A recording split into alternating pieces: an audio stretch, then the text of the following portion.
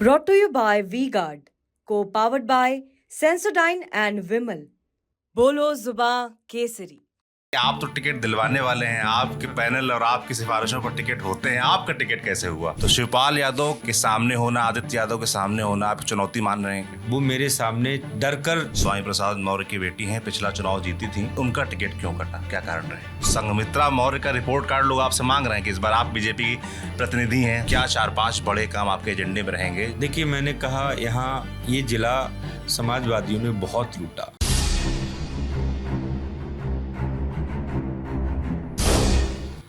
नमस्ते, मैं सौरभ हूं, आप देख रहे हैं TV9 डिजिटल। हम इस वक्त एक और उत्तर प्रदेश की हॉट सीट पर हैं जिसका नाम है बदायूं लोकसभा।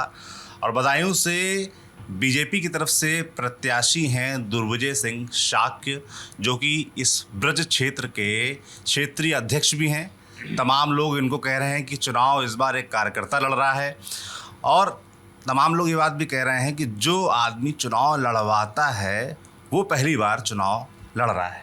ये सुनने में आया हमको। तो पहली बार चुनाव आप लड़ रहे हैं, अभी तक लड़वाने का एक्सपीरियंस रहा तो कैसा लग रहा है? मुश्किल लग रहा है, आसान लग रहा है, कैसा अनुभव अभी तक? देखिए, सबसे पहले मैं अपने केंद्रीय नेतृत्व का और प्रदेश नेतृत्व का बहुत बहुत आभारी हूँ और धन्यवाद देता हूँ। उन्होंने मेरे जैसे सामान्य कार्यकर्ता को चुनाव लड़ाया है, और मेरी लड़ाई परिवारवादी लोगों से है। अच्छा, मुझे ये लग रहा है कि मैं परिवारवाद के खिलाफ चुनाव लड़ रहा हूँ। मेरे यहाँ श्री अखिलेश जी के भाई पहले धर्मेंद्र यादव जी ने मैदान छोड़ा, फिर श्री शिवपाल जी आए, उन्होंने 10 दिन कन्वेंशन की, उन्होंने चुनाव मैदान छोड़ा मेरे आने के बाद में डर की वजह से। अब उनका बेटा चुनाव लड़ रहा है, यानी तीसरी पीढ़ी चुनाव लड़ रही है, और मैं एक सामान्य किसान परिवार का चुनाव लड़ रहा हूँ। तो प्रदेश नेतृत्व और केंद्रीय नेतृत्व का धन्यवाद, मुझे इस राजशाही के खिलाफ चुनाव लड़ने का, इस परिवारवाद के खिलाफ चुनाव लड़ने का अवसर मिल रहा है। जहाँ तक चुनाव लड़ाने की बात है, मैं 35 सालों से संगठन का काम कर रहा हूँ, लोगों को चुनाव लड़वा रहा हूँ, लेकिन इस बार मुझे जब चुनाव लड़ने का अवसर आ रहा है तो मुझे हमारी भारतीय जनता पार्टी के कार्यकर्ता चुनाव लड़ा रहे हैं, और बदायूं की जनता मुझे अपना आशीर्वाद दे रही है, चुनाव लड़वा रही है। तो इसलिए मुझे बहुत अच्छा लग रहा है, मुझे ज़्यादा परेशानी बिल्कुल भी नहीं हो रही है। मैं एक काम सोचता हूँ, 4 कार्यकर्ता हमारे 4 काम करके आते हैं। वो ऑलरेडी पहले से पहले उत्साह में हैं और वो कर आ रहे हैं। अगर आपको अवसर मिलेगा, देखेंगे, तो सुबह जब मैं निकलता हूँ और शाम तक जब वापस लौटता हूँ, मेरी दिनचर्या थोड़ी लेट नाइट तक रहती है, लेकिन कार्यकर्ताओं का उत्साह और हुजूम और जनता का लाड़ प्यार आशीर्वाद देखता हूं तो थकान दूर हो जाती है। इसलिए मुझे बहुत आशीर्वाद मिल रहा है जनता का। जी, आप बदायूं के ही ब्राह्मणपुर गांव के रहने वाले, मैंने सुना, और आगे की पढ़ाई करने के लिए आप बरेली गए, और बरेली कॉलेज से पढ़ाई शुरू की, ग्रेजुएशन, और वहीं आपका जुड़ाव ABVP से भी हुआ। तो शुरुआत के दिनों के बारे में मैं जानना चाहता हूँ कि ABVP से जुड़ाव कैसे हुआ, संघ के प्रभाव क्षेत्र में आप कैसे आए, फिर संगठन मंत्री बने, फिर बीजेपी के और पदों तक पहुंचते गए? देखिए, मैं सही बात तो ये है कि मैं 11वीं में बरेली पढ़ने गया। पढ़ने के बाद में मेरे एक मित्र हैं, वो उनसे मेरी दोस्ती थी, उनके साथ जाना आना, पहले शाखा जाना शुरू हुआ। शाखा से मित्रता में ही मैं विद्यार्थी परिषद में गया, और जाने पर शुरू में कोई प्लान्ड नहीं था इस तरह से करेंगे, लेकिन जब हम वहाँ गए और संघ की विचारधारा को देखा और उसको जाना समझा, विद्यार्थी परिषद में जाने के बाद संगठन के स्ट्रक्चर और उसके उद्देश्यों को देखा, तो उसमें डूबते चले गए और रमते चले गए। कभी हमने प्लान्ड वे में ये नहीं सोचा कि पॉलिटिकल कोई राजनीति करेंगे, कोई उद्देश्य लेकर नहीं गए, केवल विचारधारा के प्रति एक आकर्षण और उसके प्रति एक डिवोशन था कि संघ की विचारधारा ही आगे देश को ले जा सकती है, इसी के हाथों में देश सुरक्षित है। लेकिन काम करते करते ये संगठन हमारा जो RSS, विद्यार्थी परिषद, भाजपा, इसकी जो योजनाकार और रचनाकार हैं, वो सही मायने में किसी ऐसे अनगढ़ कार्यकर्ता को कैसे गढ़ते हैं, कैसे अच्छा कार्यकर्ता बनाते हैं, कैसे उसको नेतृत्वकर्ता बनाते हैं, उन्हीं की करिश्मा है। मैं तो सही मायने में कच्चा घड़ा था, उन्होंने ठोक पीट कर मुझे आज यहाँ लाकर खड़ा कर दिया है। ये हमारे यहाँ की विशेष नियोजनकर्ताओं की विशेषता है कि वो इस तरह से सामान्य कार्यकर्ताओं को भी गढ़ते हैं। ये किसी दूसरे दल में नहीं है। दूसरे दल में तो क्या संभव है कि मतलब तीसरी पीढ़ी चुनाव उतारी जा रही है। वहाँ किसान के सामान्य लड़के के लिए कोई जगह नहीं है, वहाँ किसान के किसी अन्य परिवार के व्यक्ति को कोई जगह नहीं है। आप इंटर कॉलेज में लेक्चरार भी हैं, हमने सुना। हाँ। तो कभी आप पढ़ाने गए या पढ़ाने अब भी जाते हैं क्या? ये एक क्वेरी थी मेरे पर। अभी तो मैं इसलिए नहीं जा रहा हूँ चूँकि मैं चुनाव लड़ रहा हूँ, इसलिए मैंने जो लीगल डॉक्यूमेंटेशन होता है और जो हमारे हमको छूटे उसके आधार पर हम काम कर रहे हैं। अदरवाइज़ मैं हमेशा क्लास लेता हूँ। अच्छा, हमने लोगों से बात की तो लोग एक बात और बोले कि अभी अध्यक्ष जी का समय बहुत अच्छा चल रहा है। लोगों ने कहा कि देखिए साल भर के अंदर ही क्षेत्रीय अध्यक्ष भी बने, और उससे पहले 2017 में विधानसभा टिकट आप मांग रहे थे, 2022 में मांग रहे थे, नहीं मिला, और अब सीधे लोकसभा का टिकट मिल गया है।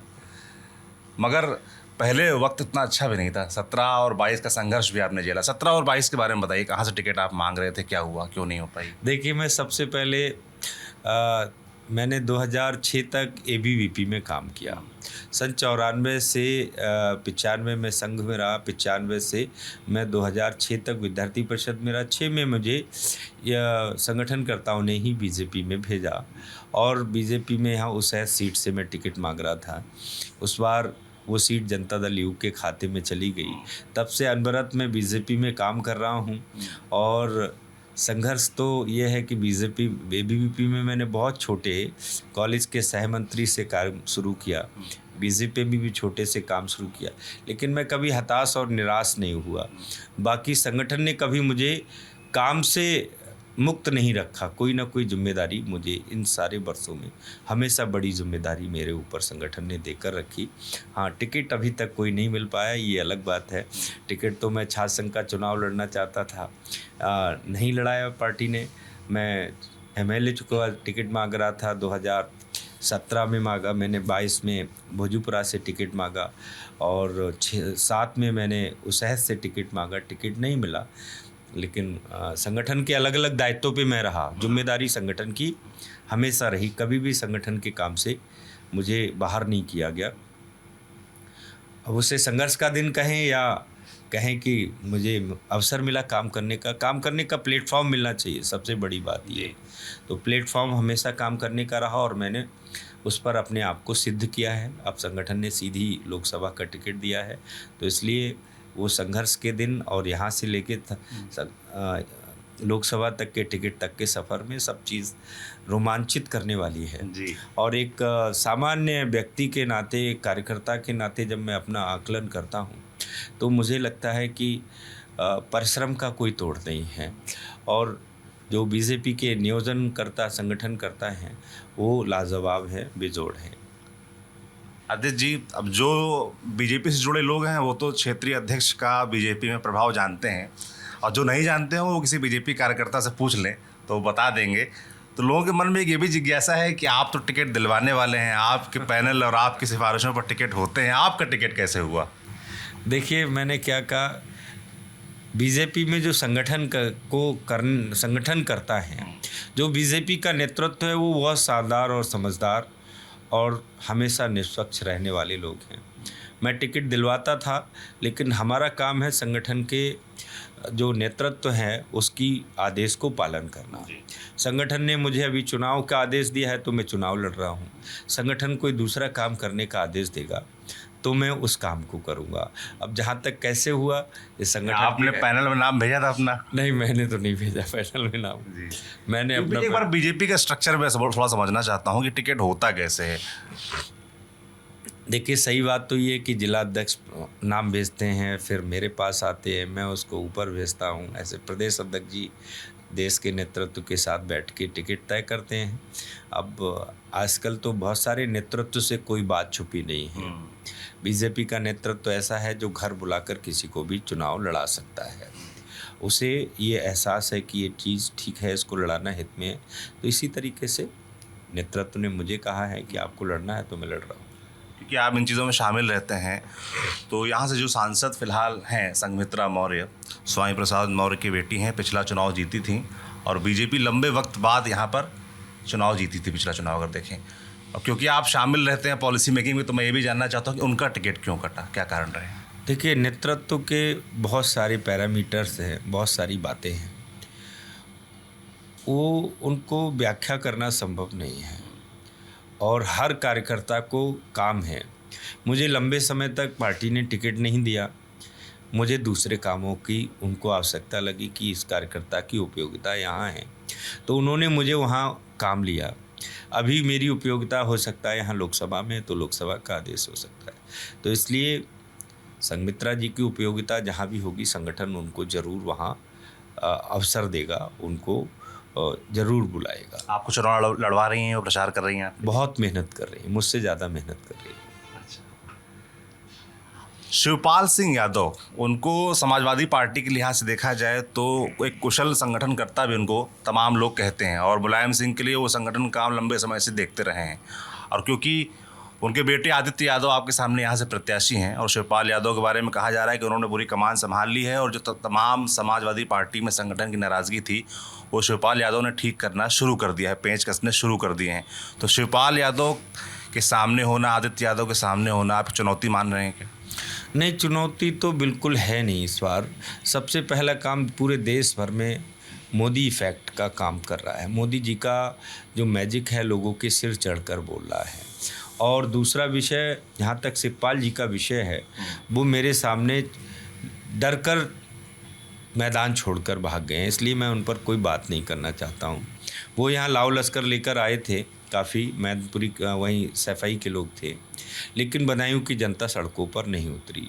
28 को उनके बाद में मैं आया, 28 तारीख को, तो जो बरेली से बदायूं तक का सफ़र है 1 घंटे का सफ़र है, मैं 7.5 घंटे में पहुंचा। इतना हुजूम जनता का आशीर्वाद देने मुझे रोडों पर आया और उसकी जो खबर उनको लगी उसके 3 दिन के बाद उन्होंने गुन्नौर में जाके प्रेस कॉन्फ्रेंस की कि चुनाव अब मैं नहीं, मेरा बेटा लड़ेगा। अगर उन्हें यही करना था तो उनको पहले लड़ा सकते थे, लेकिन वो हार के डर से।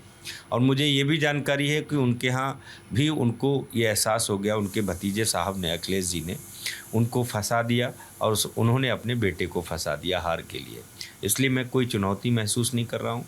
मोदी जी का मॉडल लोगों को पसंद है, योगी जी की कानून व्यवस्था लोगों को पसंद है।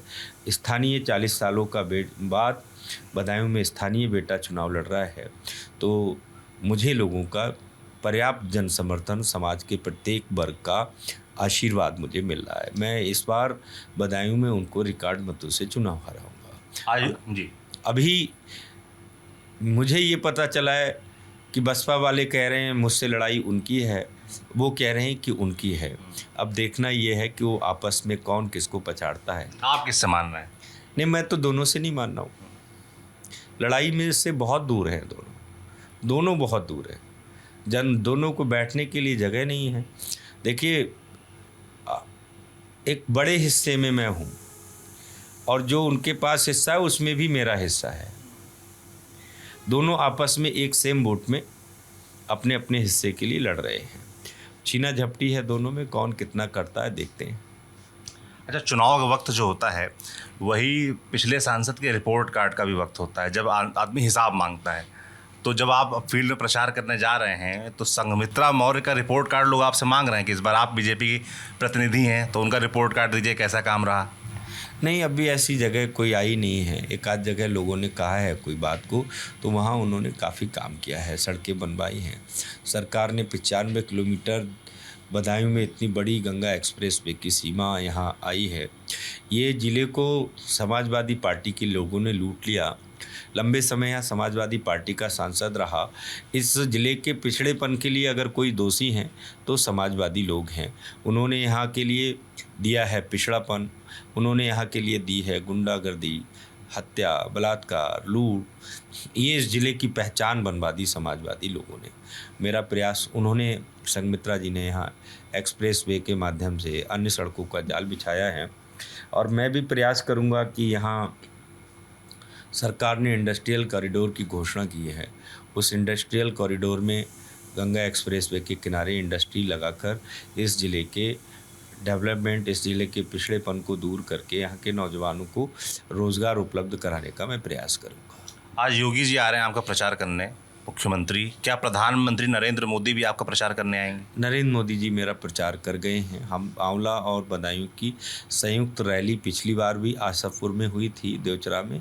इस बार भी माननीय प्रधानमंत्री जी ने संयुक्त रैली उसी स्थान पर कर दी है हम लोगों के लिए। प्रधानमंत्री आपके लिए वोट मांग कर गए।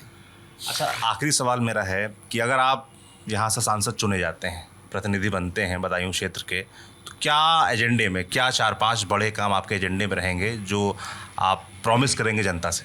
देखिए, मैंने कहा यहाँ ये ज़िला समाजवादियों ने बहुत लूटा। चूँकि वो रहने वाले यहाँ के नहीं थे, तो इसलिए उनका कोई लगाव नहीं था। यहाँ की भोली भाली जनता उनके वोट देती रही, लेकिन ये ज़िला पिछड़ापन, तो सबसे पहले मैं इस ज़िले का पिछड़ापन दूर कराऊंगा। और पिछड़ेपन दूर तभी होगा, देखिए मैंने गंगा एक्सप्रेसवे की पहले भी चर्चा की। इस ज़िले की कनेक्टिविटी बेहतर हुई है। अब एक्सप्रेसवे के माध्यम से दिल्ली, लखनऊ इस सबसे कनेक्टिविटी हुई है। तो मैं सबसे पहले यहाँ रोज़गार के अवसर के लिए इंडस्ट्रियल एरिया को डेवलपमेंट कराऊंगा। दूसरा, शिक्षा और स्वास्थ्य की बेहतर व्यवस्थाएं मैं यहाँ कराऊंगा।